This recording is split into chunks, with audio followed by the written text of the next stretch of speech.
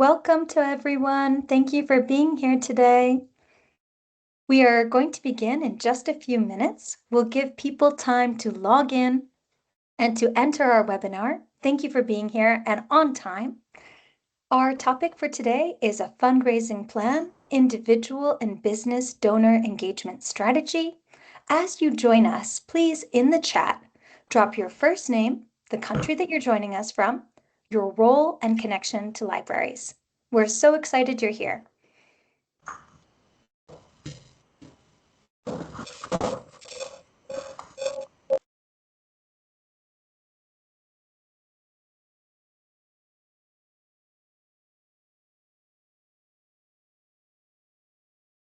All right, thank you, Tateva from Armenia. Welcome. I'm so excited you're here today. Marie from France. Welcome. Hi, Cecile. Thank you for being here. As we said, we'll be starting in just a minute. As you enter, please go ahead and write your first name, the country you're joining us from, and your role and connection to libraries. Welcome, Agrita from Latvia, Ivana from Croatia. Hello from Taipei, Taiwan. Far away. Iveta from Latvia, Karin from Sweden. Oh, Perugia, Italy, so beautiful. Very exciting. Federico, thank you for being here. Lydia from the Netherlands. All right, we're going to begin.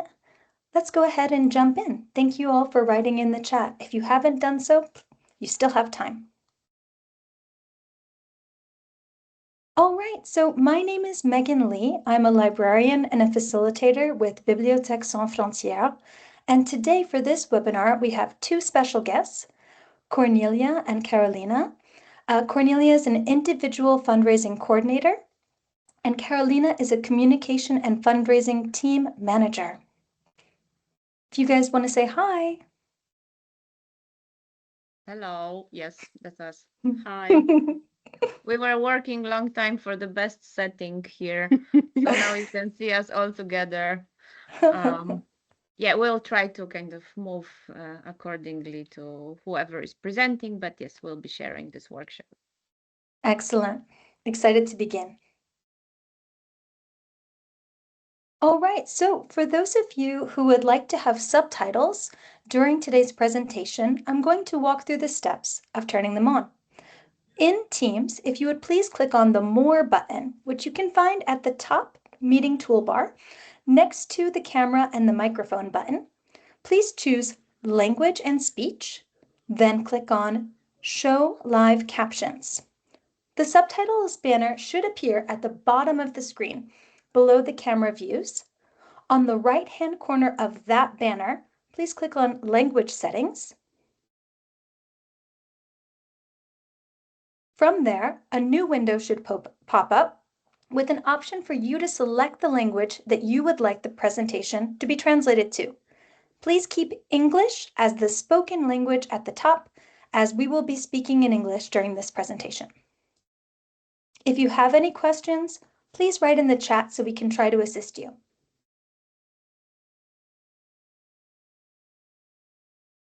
Our norms of participation. Even though we are in different countries around the world, we are so excited to collaborate together today. And so we have a few norms of participation that we like to request that everyone adhere to so that we have a productive and great webinar. First of all, non-judgment. We request that everyone please feel free to share your opinions, your experiences, and to feel that you are not being judged during today's presentation. So if you disagree with someone or dislike their views, please share any opinions in a respectful manner that is non-judgmental. Number 2, participation. Again, we are in our homes or in our workplaces, and it's nice to feel some love and to see that you're participating. So if you use the reaction button at the top, you could go ahead and give us a thumbs up, whatever you'd like. You can raise your hand if you would like to ask a question. These are some ways that you can participate besides writing in the chat. Also, you're welcome to turn on your camera, which is a nice way for us to see each other. But number 3, confidentiality. Do be mindful that today's recording is recorded, our webinar. So it will be shared with all of the 50 members of the LiBri project, but also shared online with other associations. So just be mindful if you're talking about your library setting, not to give any confidential information about your users. Finally, number 4, if you're not speaking, we request that you turn off your microphone so that we avoid any echo sounds.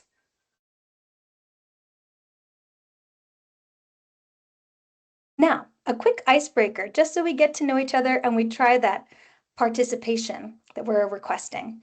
Do you have any experience with individual or corporate fundraising? So you can write in the chat, A, yes, I've raised funds from these donor groups. You could even give an example. B, I was involved in fundraising activities to some extent. Or C, not really. I'm new to this type of fundraising. If you would like to speak with your voice, you're welcome to raise your hand. Otherwise, you can just write A, B, or C. Thank you to all of you who are filling up the chat so quickly. Incredible.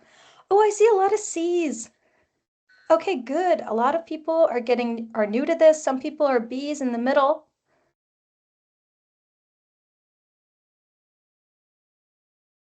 Excellent. It's really awesome to hear from you all and to see what our group is.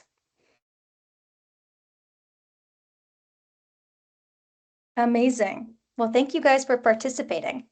It's helpful to know.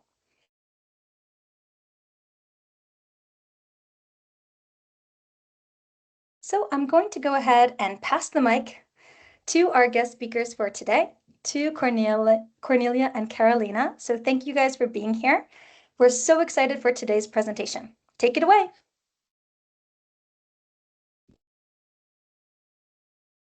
Okay. Thank you, Megan. We will now share the presentation again. I just, maybe while Karolina is doing this, I will tell you a few words about why we're here.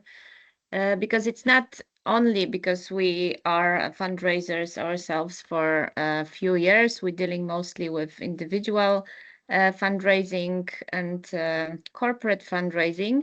But we also both work for Ocalenie Foundation, which is an organization that works with migrants and asylum seekers in Poland. So we come here with this expertise from both of these fields. So we'll be sharing our experiences not only in running fundraising, but we'll be talking about fundraising in a very specific context. And if I guess some of you know that the whole series of lectures or webinars that you participate is focused on a specific case study. I don't know how many of you actually had the chance to get familiar with it, but because we think it's a great idea because we come from so many different contexts and so many different organizations that it would be very helpful to somehow unify our experience and our understanding of what will be doing today and what we'll be talking about. So for this webinar, we would like you to imagine that your library, because I understand that most of you comes from the library settings. Your library is creating a partnership with the NGO that works with migrants and the municipality. Because you see your community, the community you're operating in is not doing too well. There are tensions, there is racism, there is protest against the migrant settlement that is planned to happen in your area, and you come together to propose a plan of activities, a 6-month program combining cultural event, language exchanges, storytelling workshops, community dialogues. And you as a library act as a program coordinator. You give your networks, you give your space for these activities, but you can count on support from both the NGO that works with migrants and municipality. And our plan will be talking about how to prepare a strategic plan for raising funds for such activity. Will be circulating about around this topic, this context. So I just wanted to briefly set this agenda that we understand and that we are on the same page. So it's also important because fundraising is slightly different for NGOs and libraries. We understand that you might not have all the tools that we as NGO have, even in legal way to raise funds for specific activities, but knowing that we are talking about the cooperation, about partnership, will help us just kind of pretend we can do whatever we want, and we want to just do our best in this context. And I will now show you the agenda that we'll be talking about, keeping in mind what I just said. We'll talk about the key elements of strategic planning in fundraising. What do you need to consider when you start doing your fundraising plan? We'll explain what are the objectives and how they should be structured to actually plan for goals that you can achieve and they are within your reach. Then we move on to discuss case for support. So the message that is setting a strategic direction for your fundraising communication and your fundraising activities. And then when we know how we're gonna do it and where we wanna get, we give you some examples of tactics that you can use, both in terms of contacting and getting and taking care of individual donors. And then Karolina will talk about the same in the context of business donors. Okay. So I think we can start. I'll start with general steps that you should take, talking about the fundraising plan, because especially in the context which is so political and so polarizing as migration, you need to think in what environment you are preparing your fundraising activities. You need to check your resources, check your networks, check your tools that you have available to raise funds for specific project. So one approach to this is it's starting with an audit of your organization, of the surrounding of your organization. You can look at, I gave an example of PESTEL, or it's also called steeple analysis. I don't know if you ever came across this terminology, but this is basically analysis of few outside factors that can influence your fundraising activities. So political, economic, social, technological, legal, environmental factors. And it's important because especially in the context of migration, there are different political situations in your countries, different social changes. You need to consider in what environment you'll be talking to your potential donors. You can also look around and see who can be your competitor, or rather who can be a collaborator in this fundraising activities. That's why I really appreciate the idea given in the case study that the library comes together with the municipality, comes together with the NGO to actually fund together for a specific activity. You should analyze also your current donor market, which is, I guess, a bit more difficult for the library because normally libraries are not engaged that much in previous fundraising activities. But you should think around you to consider which groups of people have a potential to become your donors in the later stage. And the last part is looking in your internal resources, so checking if you have a person who can be responsible for these fundraising activities. If you have any tools, if you have a website, if you maybe have a newsletter that goes to a lot of people that you can try to engage in your project. And based of all this this little audit that obviously has many steps, and I could talk about it for another 3 hours, but I won't. You just prepare your basic SWOT analysis of your strengths, weaknesses, and the opportunities and threats that can affect this fundraising plan that you are trying to implement. And once you kind of see your environment, you can start thinking of your fundraising objectives.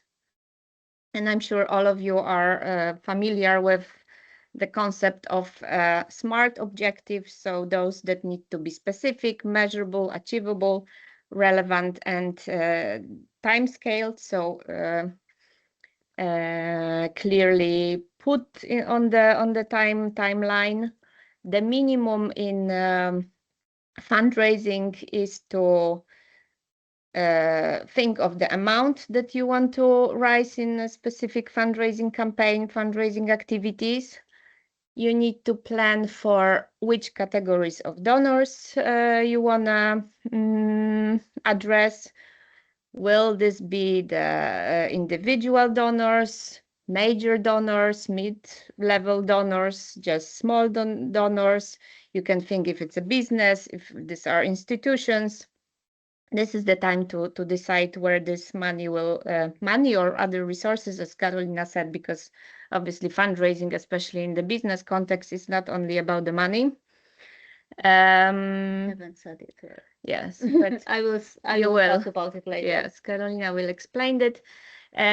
So you think about categories of donors. You also think about the acceptable costs of raising funds, because this is a costly activity, and very often it's actually difficult to get money, secure money for fundraising. So you need to think earlier, because people like to fund and participate in funding specific projects, but much less they are open to fund the back office activities like fundraising. So you need to also think how much you are actually able to put into your fundraising.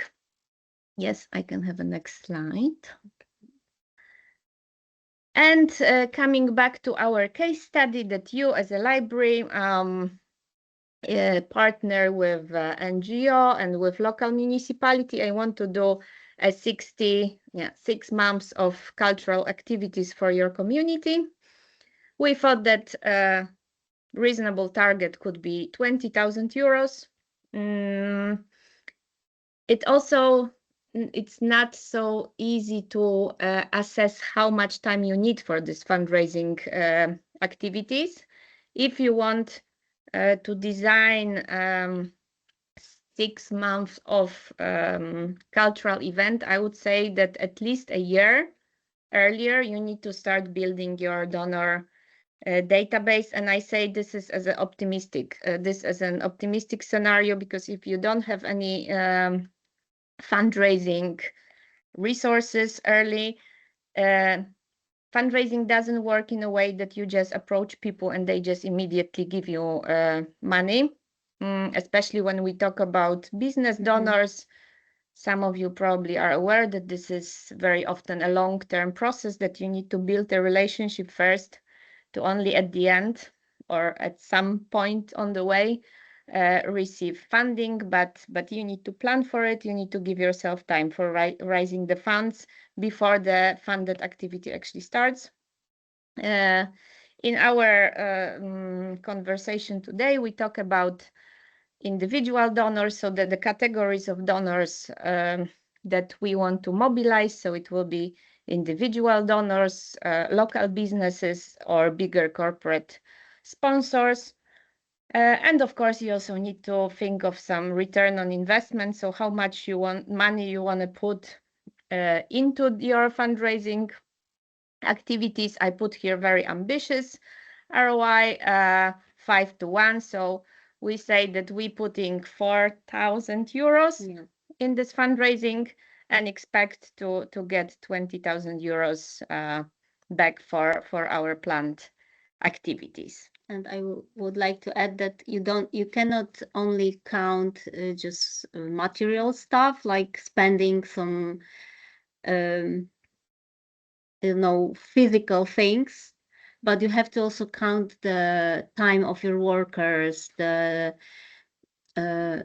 salaries of your workers. So it's also important to put it in this ROI, because sometimes you spend a lot of money, a lot of effort to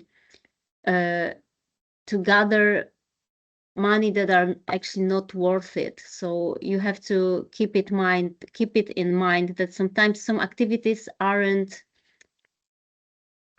even worth trying, because the ROI will be really, really low, and the frustration will be even bigger when you realize you spend more than you will receive from the donor or from the partner. Yes, exactly. But these outcomes is also they are also not immediate, because you can get, for example, loyal donors that, it might cost a lot to actually get in touch for the first time and secure this first donation, but they can come back to you. They can become regular donors or returning donors. So, but I think these are a bit more NGO specific fundraising in NGO context, but we'll talk about it in a moment, that in terms of donors and fundraising, loyalty is the biggest advantage and the holy grail that we want to achieve. So we don't want the transaction with our donors. We don't want them to just put 5 euros in cash towards our project.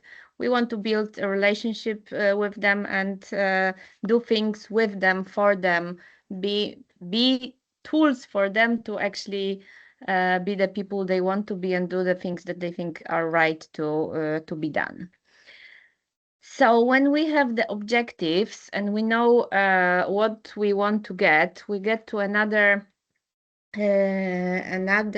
step, which is a bit more strategic step, but this is a building case for support. And another thing that the whole workshop could be run about building a nice case for support. So I hope maybe in the future we'll have a chance to talk about it. But case for support is basically a statement from the organization that answers the questions why someone should give you 10 euros today or 20 euros.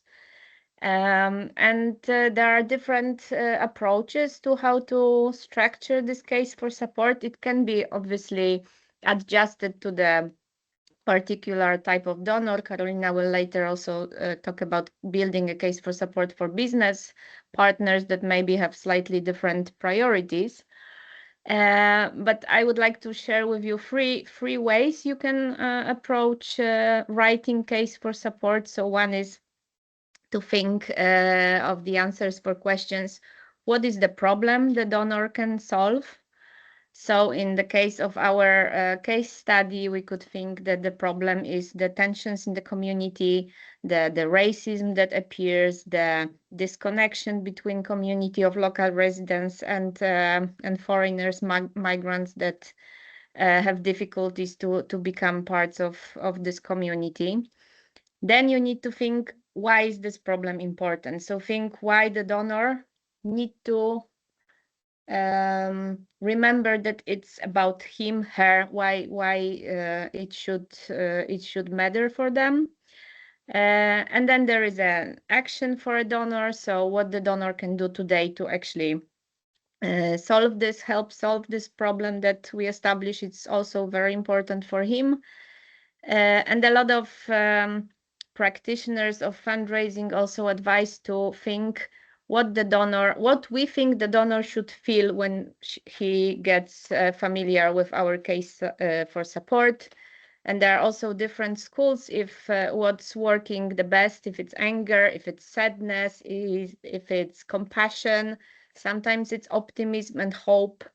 So there are different ways of of approaching Can I this. okay? Obviously. I just want to share from our experience, according what Nella just said, is from our experience, anger works better.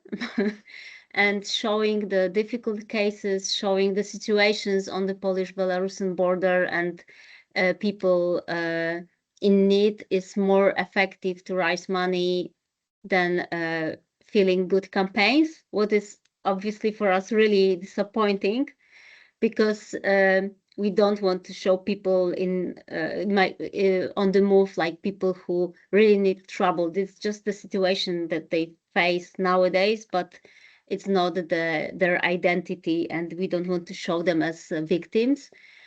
And yeah, it's our experience, but of course, it's not only one way to gather money, but for us it works better.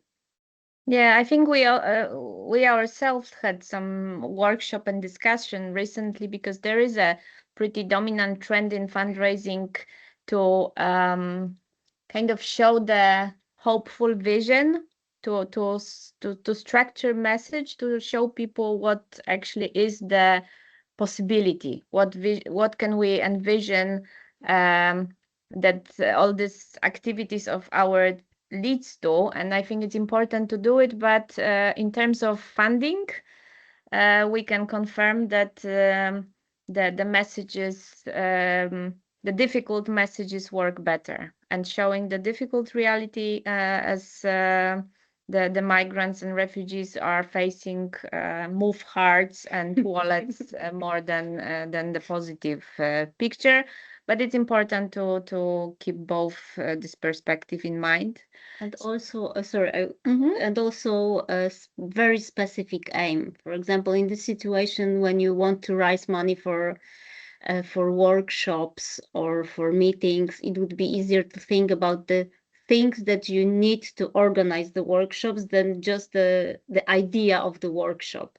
Because if you ask for money for specific thing, like help us organize, help us buy food for the workshops, it would be easier than help us organize the workshops. So very specific aim really helps the fundraising aim as well. Yes, that's true. And another ways of creating this case for support is the simple describing the problem, solution, and action that the donor can take. Or different approach talks about vision, enemy, hero, and recipient. This is a slightly connected to this hope fundraising. So it's good to show what is the world that we want to have, what we are inviting the donors to create, co-create with us, what's the obstacle to get there, so the enemy, who is the hero, so who is actually bringing the donors closer to this vision, and who is receiving direct help, who is benefiting from this vision. So you can play with it. It would be great if we had time to do some exercises, but as I said, this is a short workshop and a lot of things we would really like to share with you. So I will leave you with this. And when we all have this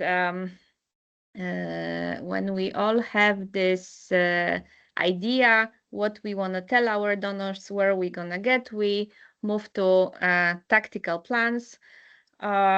So we just think of tools we can use to engage individual donors on the mid-level, major donors, or small donors. We think of tactics to get the corporate donors involved and interested. And we also differentiate between tactics that are focused on acquisition of donors, so how to get them, how to reach them in order to for them to make the donation, and tactics of stewardship, so how to stay with donors, keep them involved also after they actually already donated. Because as I said, we don't want transactions, we want to build relationship with our donors. So we don't leave. And the worst thing you can do in fundraising is to just stop talking to a donor once he or she made a donation, because very often this person will never return to you.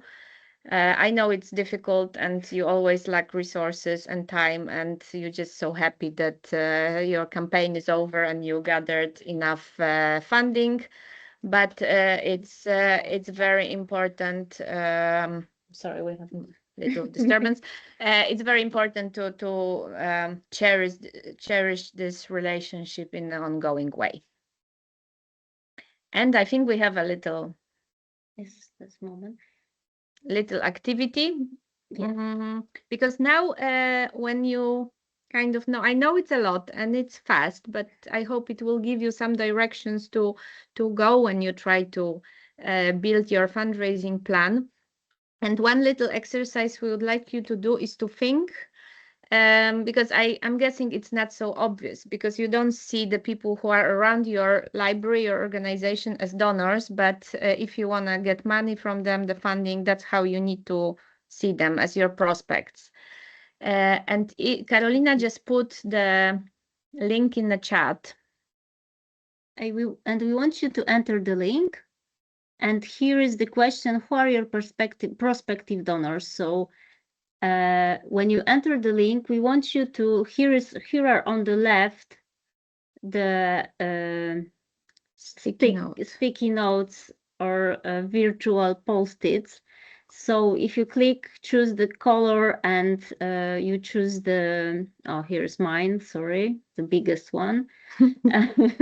I cannot delete it as well, so sorry. Sorry, Federico, I deleted yours. I'm already stopping doing this, but you can do it simultaneously. So please, you have 5 minutes to write down on those post-its the donors that you see in your environment, when you see around you. Think who might be your donor, maybe the most often seen reader in your library, maybe someone who already works with you. We think about individual donors. They could be major donors, like very rich guy eating always in your cantina, for example, that you know very well. So think about the people that surround you, the people to come to your gatherings, to your meetings, and write down who do you think you can reach while looking for money. I will just add, you can also think of the whole groups that are you see as prospects. So for example, if your library has a newsletter, it can be the contact list to the newsletter subscribers. It can be your family. It can be members of some posh book club that you are coordinating, and the very rich ladies, very also socially engaged. Okay, sorry, not only ladies and gentlemen. They meet, they read books, and maybe if you reach them, they could donate to your campaign. So yes, just make this little mental exercise. It can be your family, it can be friends of the library, it can be neighbors.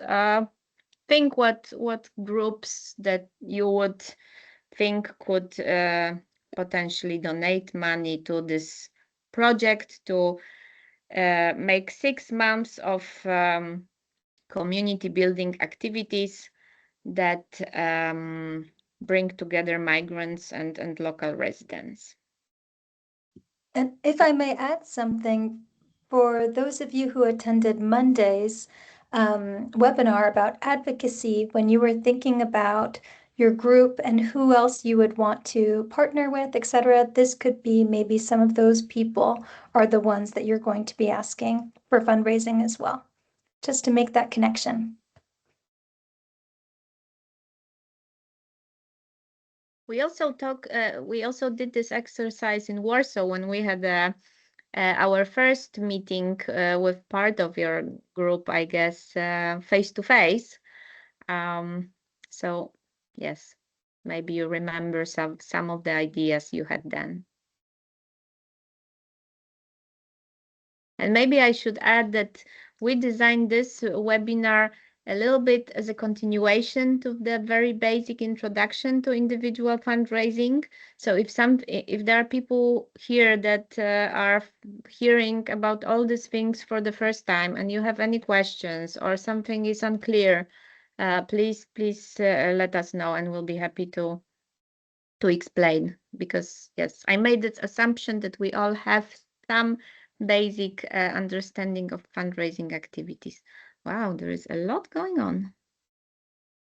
And if you have any questions about using Canva and, and about technical questions about how to use sticky notes, if you have any problems, so just obstacles with using it, just let me know on chat. But I can see that some of you are really active with this.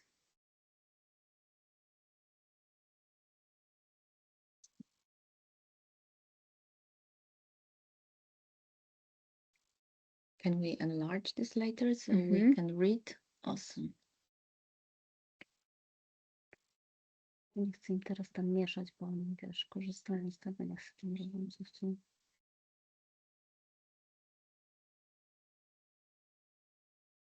Ilają również.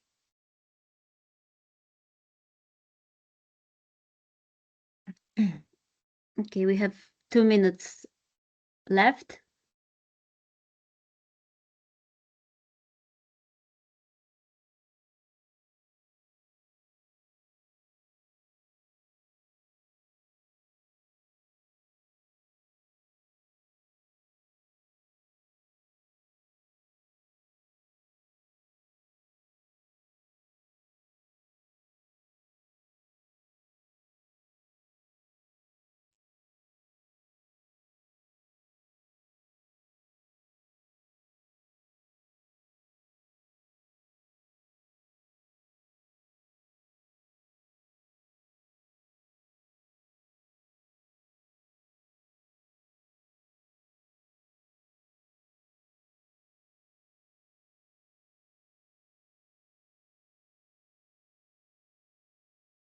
While you're doing it, I might make some additional points. That if you think of this group of prospective donors, you need to see what kind of touch points you have with them. So do you actually have tools to reach these people? Do you have, that's why in fundraising, the key is data as well.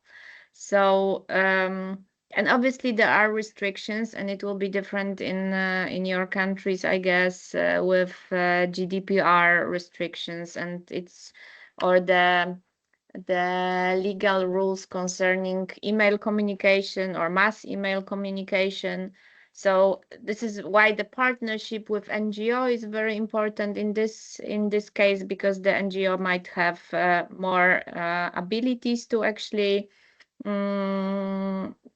send the fundraising request. So this is something that that needs to be checked with a lawyer or with someone who is familiar with all these restrictions and rules. But yes, think about all the databases that you have, or the events that people are attending, because these are the moments that your fundraising can actually take place, as I say in a moment. Okay, Karolina, you want to read what we have, some nice examples? Thank you very much. Anyone has something to add? Or you?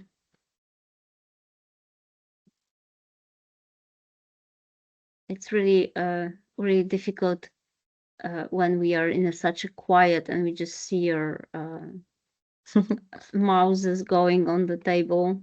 But this is awesome. I really imagine this book club participant, it's like a major donor target group for me. So I encourage you, if you ever think of fundraising, just create a lot of this type of initiatives, and then these are the people you want to have around you. Active readers, yes, volunteers, students. I see members of association who... Just wait, I will make it bigger. Oh, yes. Just wait, members. So anyone can see it. Just wait. Oh, yeah. Black Eagle. I love this. Who teach French to migrants. book club members, librarian colleagues, association against racism. Yes, you can partner with more organization. You can help other NGOs to reach their database, and you can look in social media. You can look for groups in social media. What do we have here? Newsletter list, foundations that support libraries, local business people. Yes, because business fundraising has its own kind of structure and ways to approach it. But, some business owners want to act as individuals, and these are the so-called major donors that you can reach in person, not via company donation or cooperation with the company, but with Mr. Smith that kind of, it's interested in this area and cares about the specific case. Family and friends, always the best group. And we have also nationals living abroad who want to contribute. Yeah, I think it's a good way to reach also people supporting their previous local communities. If you have a database, if there is a, I don't know, Facebook group of such people that you can post your case for support, obviously go for it. Family and friends. Yeah, every family of yours and every friend will be engaged in the event for sure if you organize anything. True.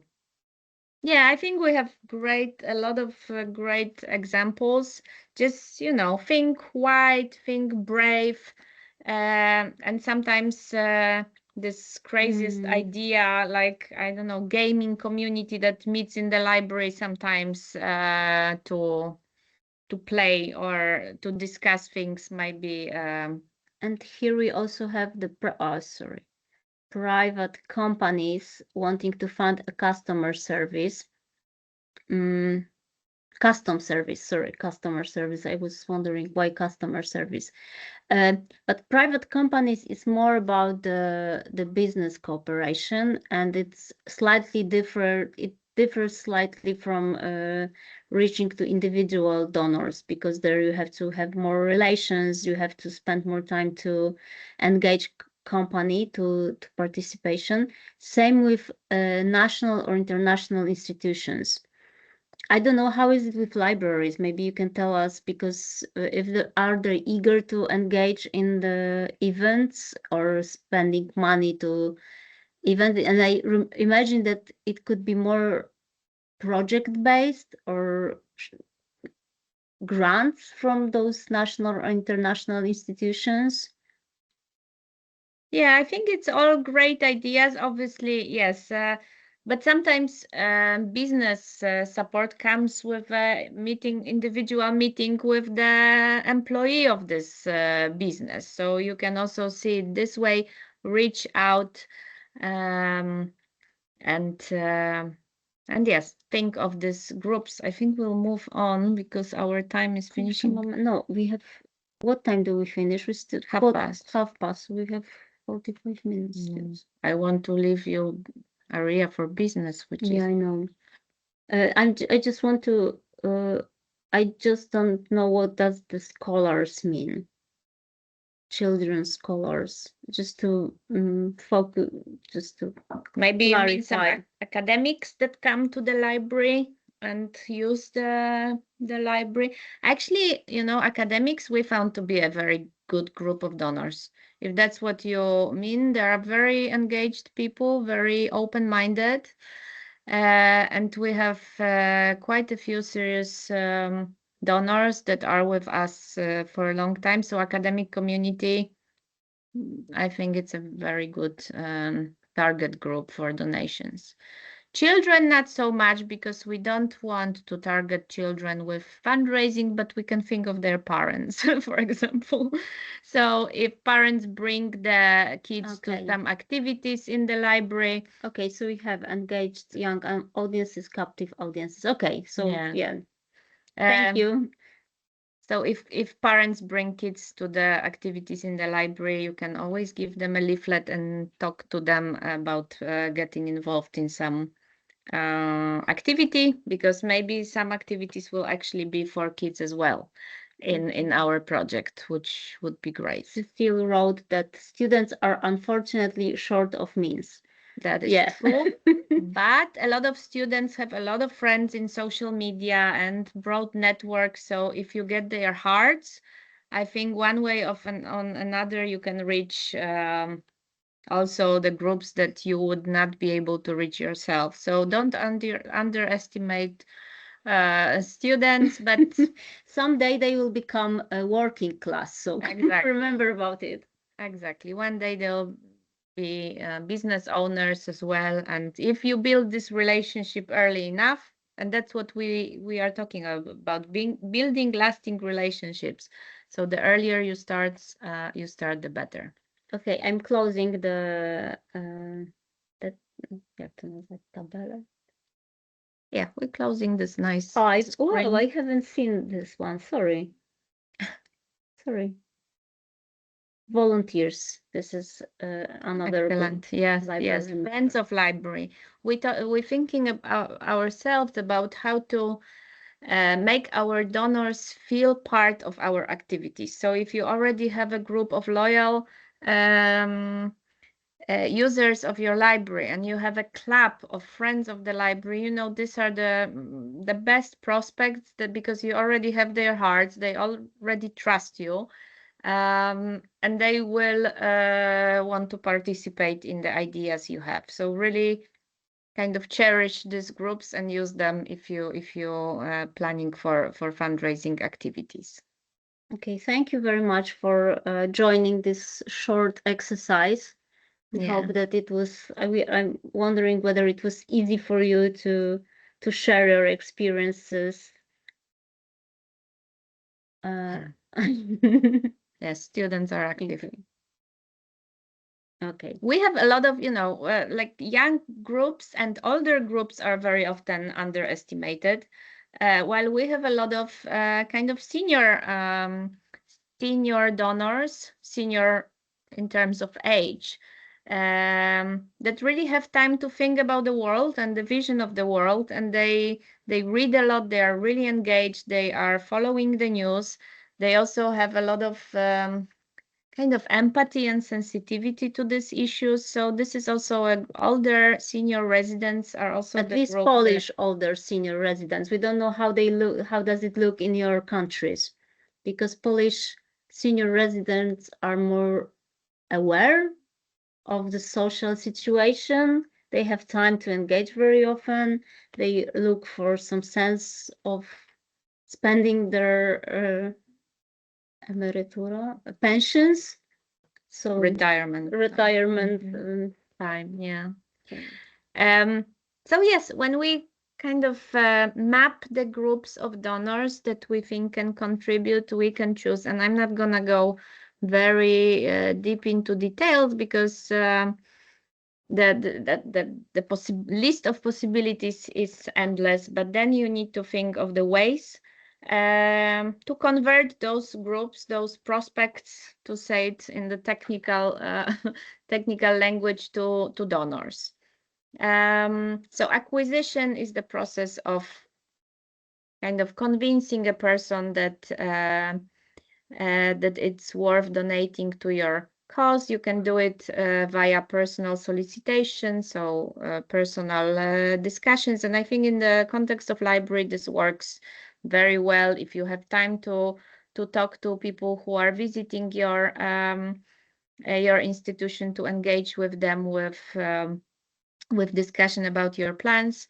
You can do online fundraising. You can establish, together with the partners that we talk about in our case study, you can establish a website that will have a donation page. You can think of crowdfunding. You can send letters, or you can put the box for donations in the area of your library. So this is really the examples you see here are kind of specific for NGO activities, because I really doubt you have you will have fundraisers going door to door, so knocking to doors and offering and collecting money. So not everything will be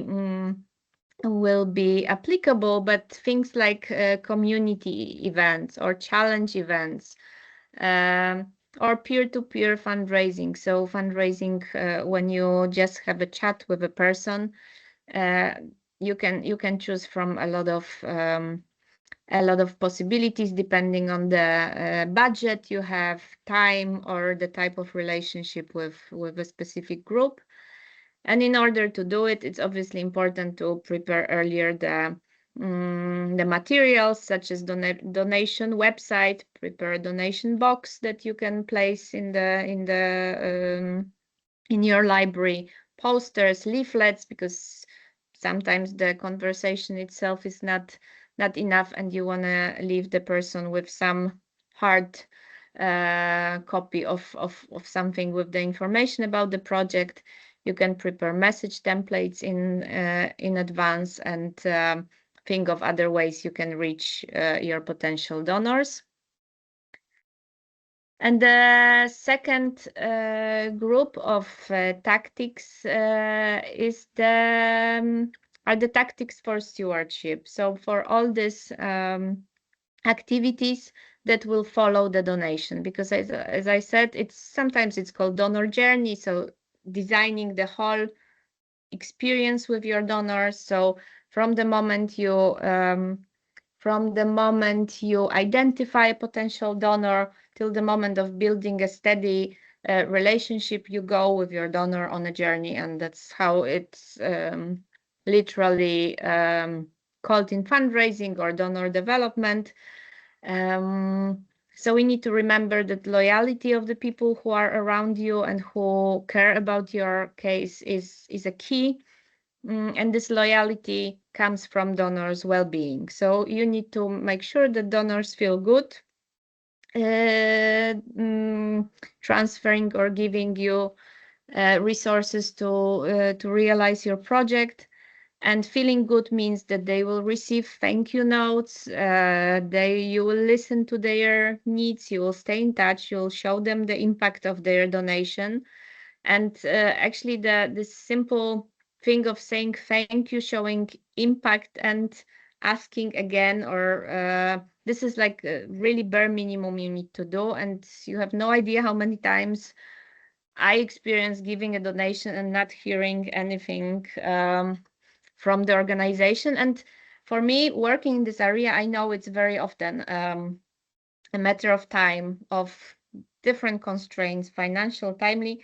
But I think for many people, it does matter that if they don't see any reaction to their donation, they might just choose organization that is better in building this relationship with them. Yes, so the aim is to create engagement, create relation rather than just the transaction. And for this, you can also think of the whole list of tools like emails, letters, gifts, reports, creating events for your supporters, donors, that they feel they are part of community, and that their donation was not just a transactional thing. And I think I'll end here with the individual donors.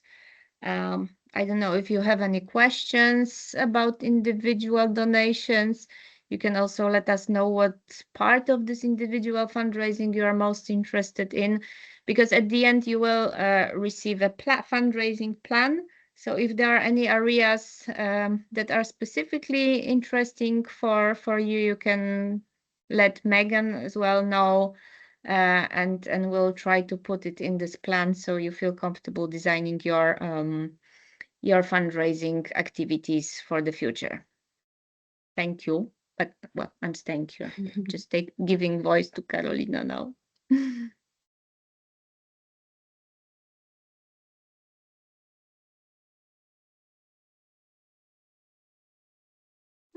Okay. I think it needs to sink in, right? There's a lot of information, and I can understand if you are overwhelmed, so just process it, and you can also write us an email if you need Yes. any advice or support. We'll be happy to talk later. And I wanted to add, according what Nella already said about staying in touch with donors, with individual donors. We can see it on our work that very often when someone writes an email that, hey, I want to lower my donation for you, or I want to resign. Nella is writing some nice words to the donor and very often convincing this person just to stay with us or not lower the donation, but even make it bigger. So this is the amazing impact of individual contact. So very often it's like they are writing that it's really nice to hear from us. It's really good to hear that we care about them. So we are really sorry that we cannot write them as often as we would like to, because we have about 1,200 regular donors. So we are just short of in time just to write everyone a message that, hey, you are important for us. So it's so never underestimate the individual contact. Yes.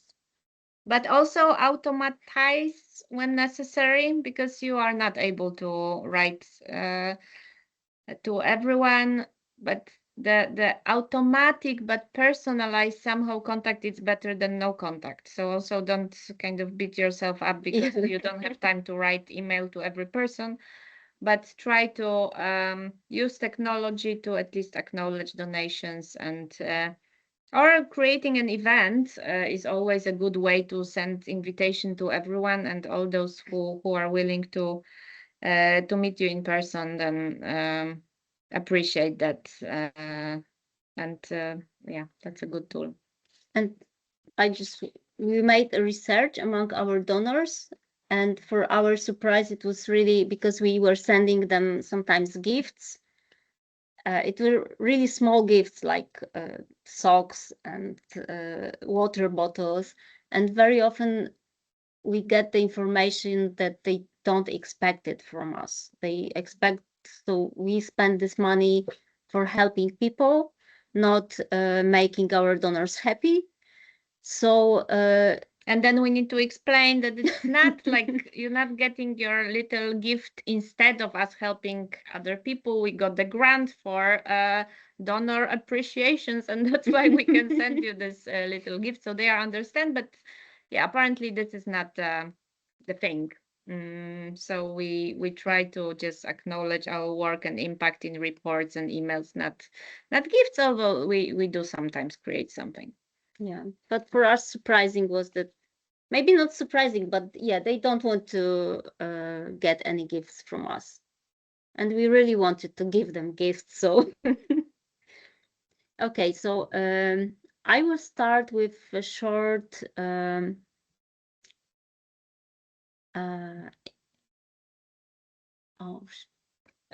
short description who are the corporate donors, and how do we work with them, because as you wrote, most of you don't have the experience in working with corporate donors. And thinking about the corporate donors, it's important to think not only about big companies that have special CSR politics, so corporate social responsibility, or ESG,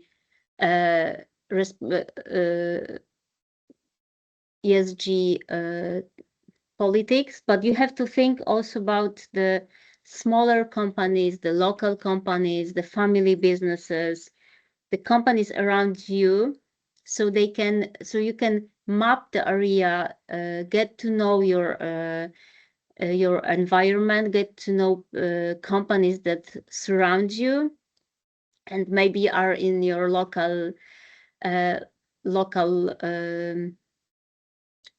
area. Okay, I'm repeating it. Think about it that establishing relations with companies is not a short-term process. You have to think about it more like a long-term investment, of time, of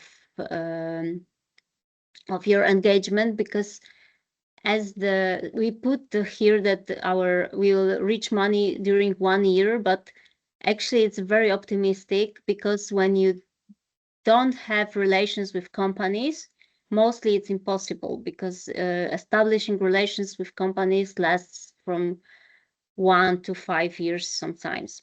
Okay, so not to make you scared of this, sorry, maybe I started in the wrong way, but I just want to make you aware that also Nella said it, that it's not that you go to the company and say, hey, we need money, so support us.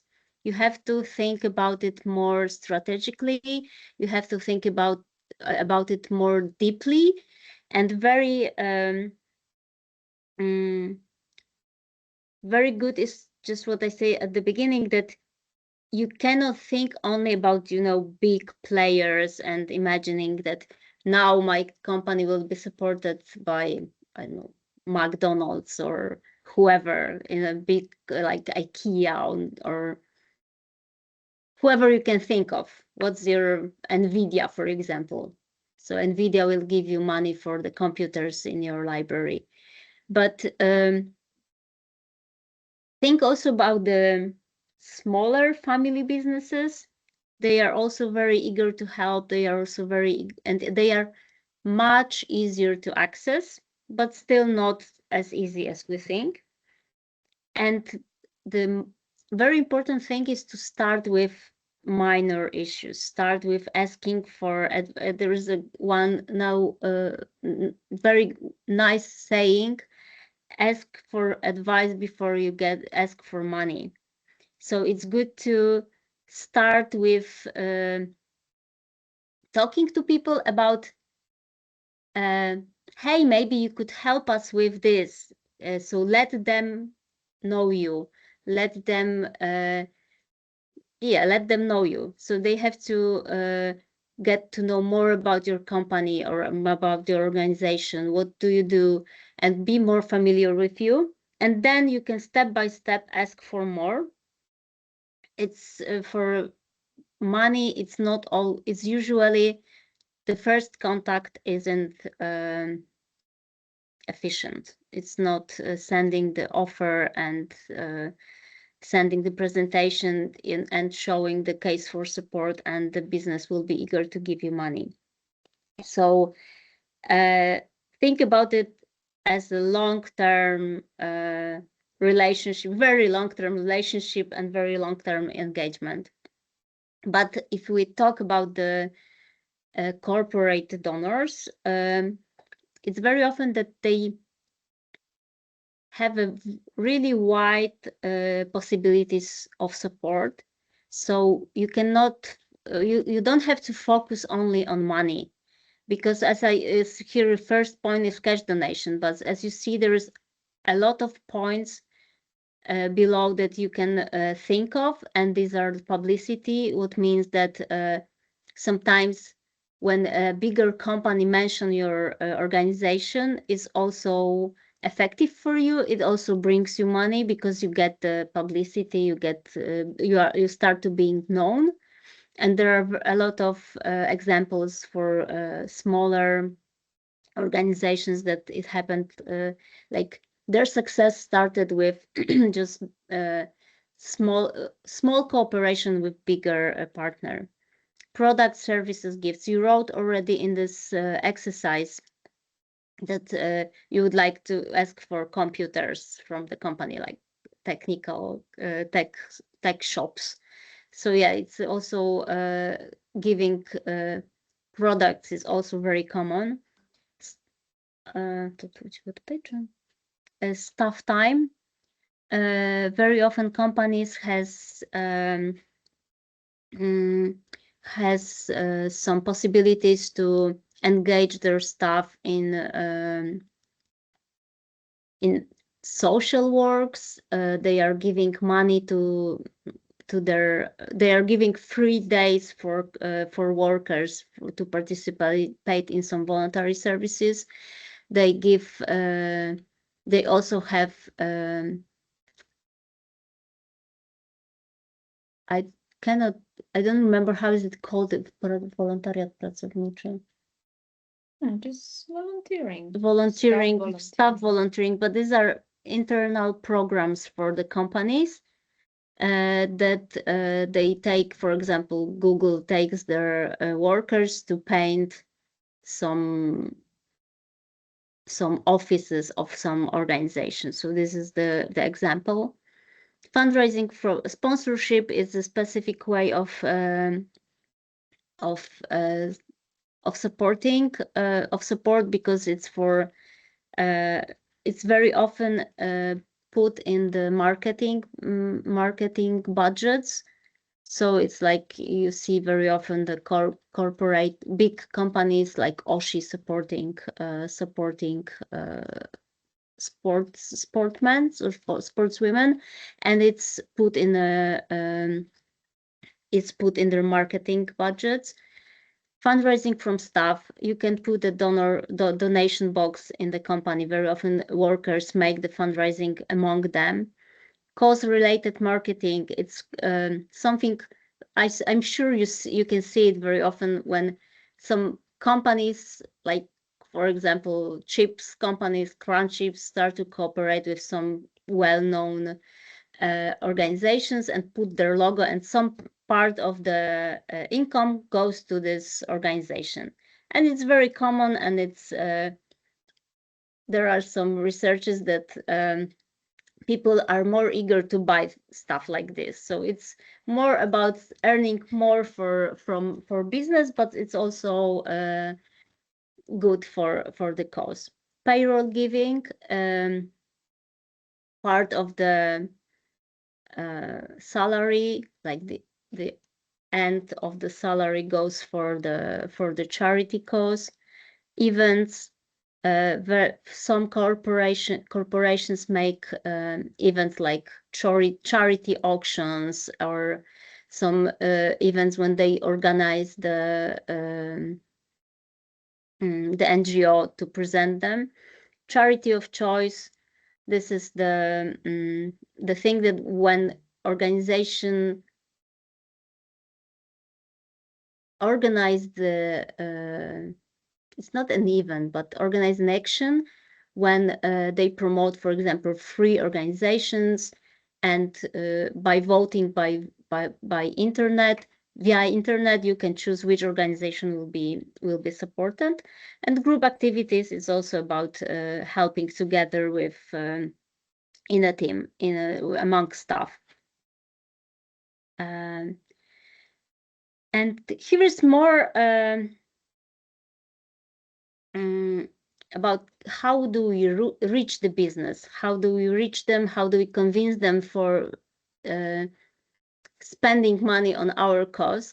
And the one thing that I want to add before I start this, it's you have to always remember that taking money from business, it's always something that is you have to think about it very well. You have to think, who do you ask for money? You have to think about your public relations. If the company, from example, from producing weapon will engage in some activities that help migrants, it might not be well seen among people that you cooperate with. So very often big business, especially big companies, they have interests in war zones. They have interests in in businesses that are not very well seen among public. So, for example, in Ocalenie, we don't take money from weapon companies. We don't take money from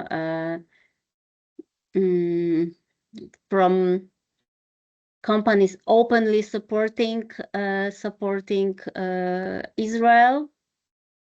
We don't take money from. These are mostly those two. I think alcohol. Yeah, and the alcohol company. It's important to have a ethical policy, and we have it in place where we actually think what's against our rules. So we cannot imagine accepting donations from businesses engaged in conflicts that we are saving the refugees from, So it's not always easy, especially with big banks that have a lot of streams of income and a lot of branches. So we do our best to scan this organization, but it's important to keep it in mind that that the ethical approach to dealing with business. Yes, so you have to keep in mind that it's not always these are not always the cleanest money, but sometimes you have to weigh what is more important and whether you decide to ask, especially from bigger companies. And according what can we offer? These are what needs do we have? We have to here the asking for money is less focused on emotions than among individual donors. It's less focused on showing the case for support, because obviously we have to know what is our case for support, who do we support, why, and what we are doing, and we have to internalize it very strongly. But for business, the most important thing is being specific and being and offer something in exchange. It has to be win-win situation. It cannot be situation where you just ask for something. There are companies and business that they agree for it, but very often it has to be a win-win situation. And especially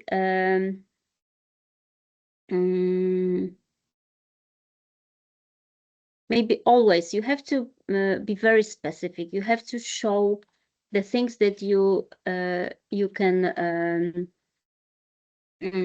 can offer to the business. You have to show what's the benefit for them. So very often companies has those two layers. Why do they engage in social activities?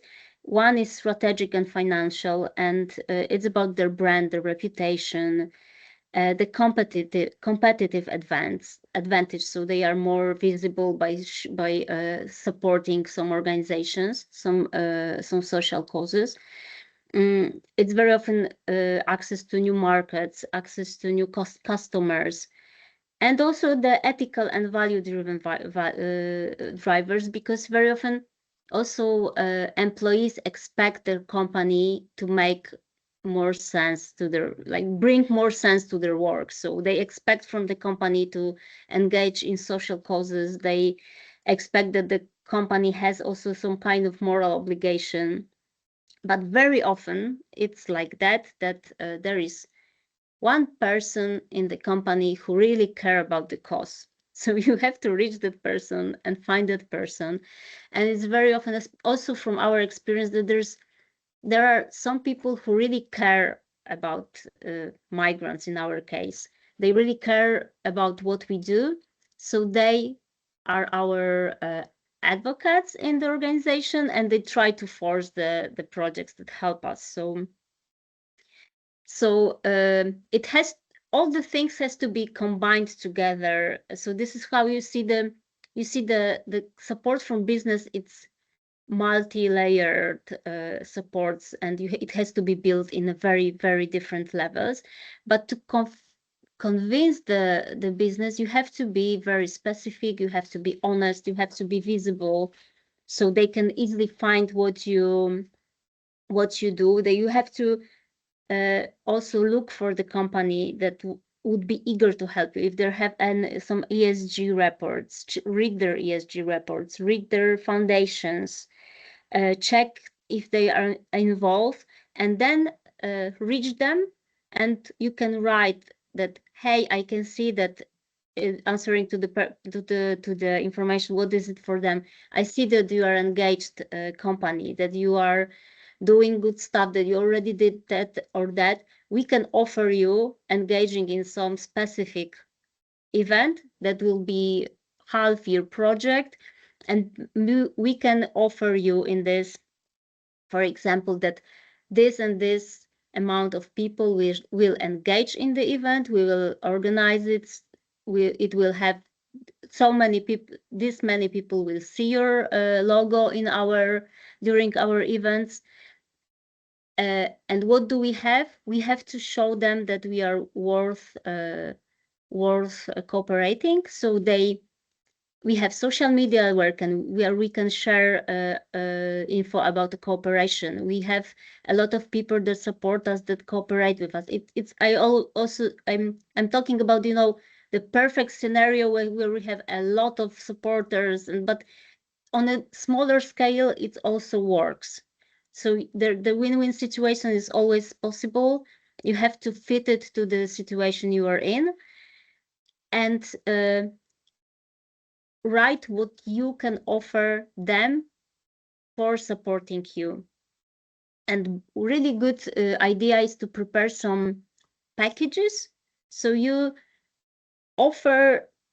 show for example, 3 stages of engagement for the company. So you show them that you can, for example, if you give us $1,000, we have 20,000, what were the euros? You give us, for example, 1,000 euros. For this money, we will organize 10 workshops for migrants and for community for the local community, and we will show and there will be this and this amount of participants. And for this, we will put your logo on a roll-up. You will be our golden partner. We will talk about you in every media, and we will put your logo on our website and stuff like this. So you scale your offer. So, and for example, for $500 euro, I don't know why I focus on those dollars. It's like, you always ask for dollars. And when you ask for $500, you ask, for example, for 2 workshops, and you say what the organization will get for you, what will be their publicity, and that you put, for example, your logo here and here. And for smaller, it should be scaled so they can fit it to their possibilities, to their needs as well. And prepare the pitch deck. It should be really specific and really short and really concrete. So don't be afraid to ask for money. This is the most important thing, because we can see that organizations very often are trying to say, yeah, we know we need something, but whatever you give, it will be okay. So it doesn't work. You have to say, okay, we need 100 money, and we clearly know how we will spend those money, and we know how we will show you how we spend those money. And of course, leave room for customization. It's not a bargain. Like, if you don't give us $100 dollars, okay, I will stick with dollars, sorry. If you don't give us $100, we don't have anything to talk about. So try to make short presentation and show it to the company, whoever you are able to meet with them. Especially these are HR departments who does the things like that. Yeah, I think that HR and marketing departments. But if you talk about little business, it's probably the owner. Yeah. And very often we have also cooperations with smaller businesses. And these are people who are with us, from example, from the beginning of the crisis on Polish-Belarusian border.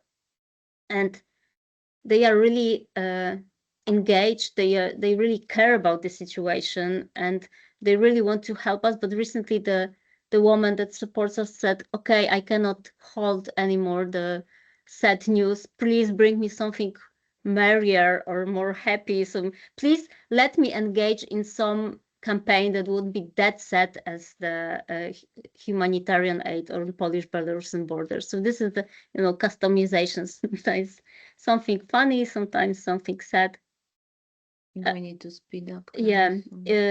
If not money, then what? You can ask for anything. Yeah, like you can ask also not. I will not make the exercise, I think, because we don't have time for it. I'm sorry. Or maybe, okay, I will skip it. It's about asking for what can we ask for except money. I prepared you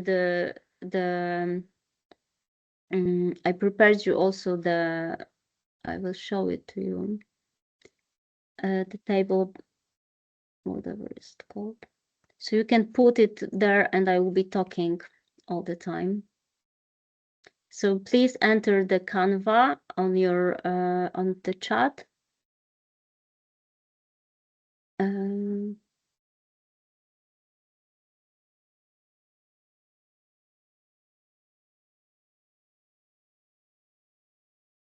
Just wait a second. Okay, you are here. That's great.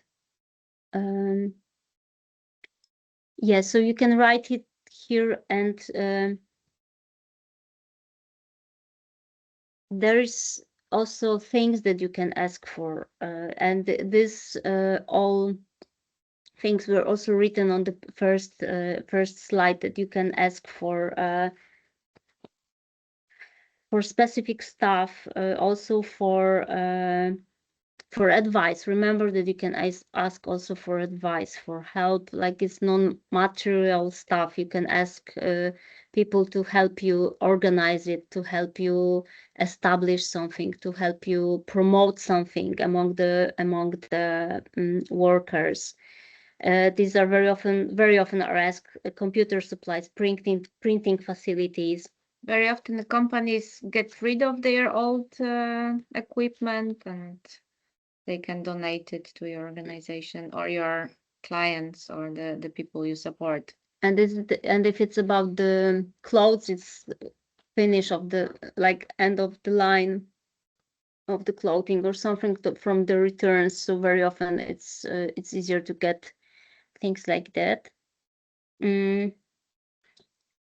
And we have 5 minutes left, 6. So I want to say shortly about the materials that you have to all the materials and activities that you have to that you can do and to fit those materials to the specific stage of your relation with the company. So you start with one pager. Remember about the LinkedIn profile. Remember about the website, so you could be found and the company knows that you are engaged and you work with the different social activities. Some op-eds that you are professional and you know the topic. Prepare the pitch deck. It's like I said before, it's a short presentation. Usually business don't have time, so be specific. Don't overestimate. Don't ask for too much.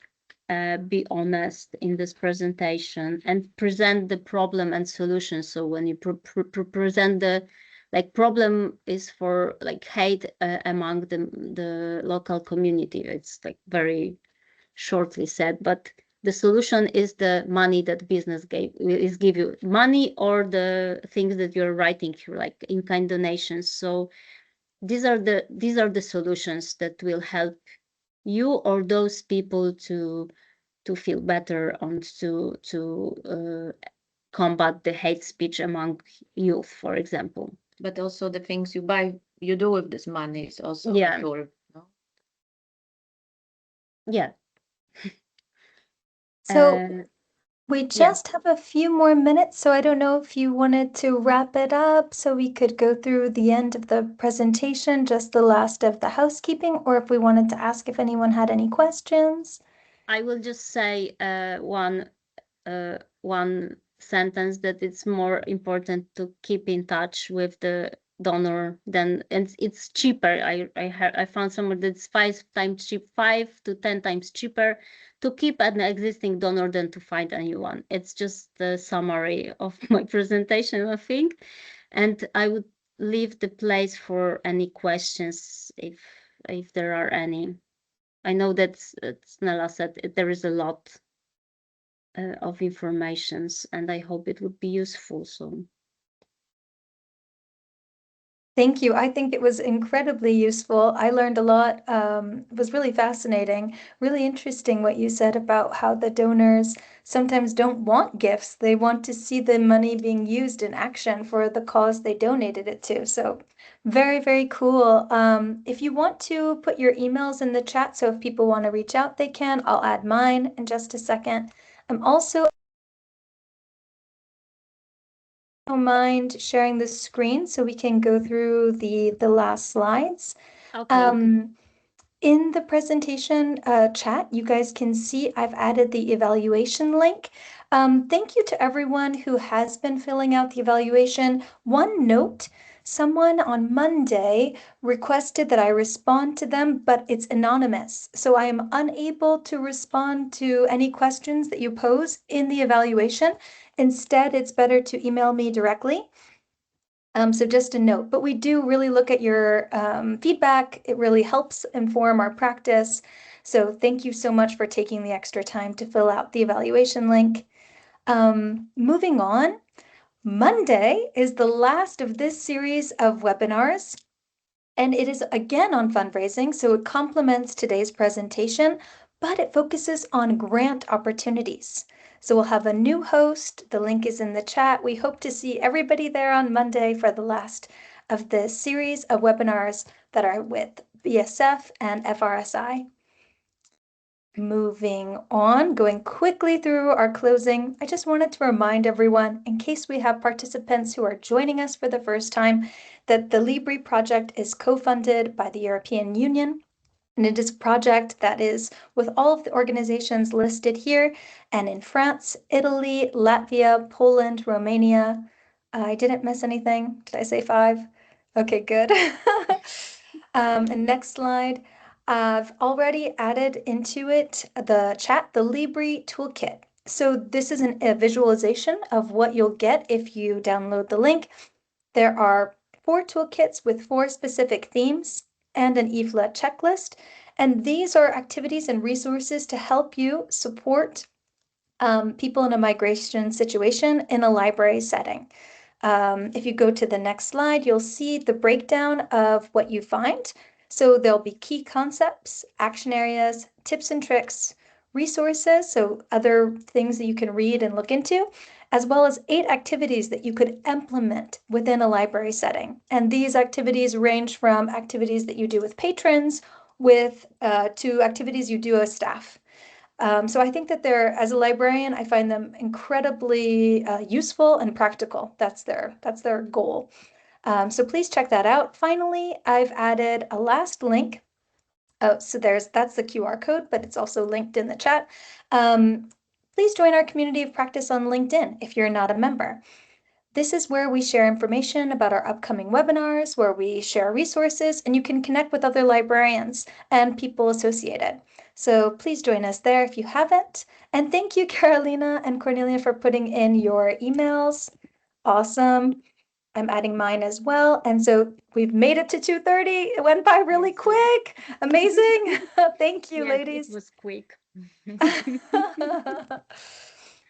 So if anyone has any questions, please write. I will be sending you all an email with today's recording as well as Monday's recording. It'll be coming as one, even if you didn't attend the other. And we'll be sending you additionally resources based from this webinar and the entire series after Monday's presentation as we conclude. Thanks everyone for being here. Have a great day. Please reach out if you have any questions. Thank you very much. Thank you for your attention. Thank you. Have a great day. Have a great day. Thank you.